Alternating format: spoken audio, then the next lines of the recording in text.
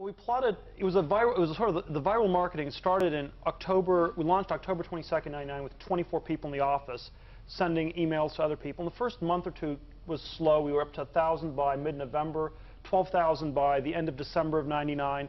It grew by about 5 to 7% compounding daily. It was 100,000 by February 2nd of 2000 and about 1 million by mid-April. And the eBay subset was growing even faster. It was compounding at about 7 to 10% a day. So yeah, it definitely was growing extraordinarily fast. The slightly worrisome component to me as CEO, and even more so to our CFO, who used to work at Silicon Valley Bank, which was sort of a very traditional bank, was that with the exponential customer growth, there was an exponential growth in expenses because they were all costing $20. So you could plot the exponential curve of the customer growth, and one could also plot the burn rate, which was growing exponentially as well. By early March of 2000, and we had raised some more venture capital money. We had $15 million in the bank, which is a decent, respectable amount. But the burn rate of this, there were no revenues, and of course no profits. But the burn rate was running at about 10 million a month. When you sort of plotted out, the whole thing was going to blow up in 6 weeks. We had various company meetings with the engineers, and it's like, well, we need to take over the world. We can't slow down now. Yeah, it was getting a little tense. So we basically just figured we have to raise more money. Last thing you want to do is stop the kind of machine we were building. The timing in March 2000 was rather auspicious on that score. Yes. So one of the things that occurred at the time, we merged with our largest competitor, X.com, which there's still some rumors about who came up with what idea first, but we claim we were there certainly first. And it was a 50-50 merger of equals, which made a lot of things more palatable than not. And both companies were basically growing exponentially at that point. Both companies were pretty close to running out of money. We're 4 blocks down the street from each other on University Avenue. Yeah, it was quite the Mexican standoff. It was like a classic insane competition situation. Yeah, one of the engineers was actually telling me after a few weeks of sleep deprivation that the easiest way to dispense with our competitors down the block is to build a bomb, and we'll take care of them. We got slightly insane over the competition with those guys because, like, for example, my favorite, or not my favorite at the time anyway, Latin saying was memento mori, which stands for be mindful of death.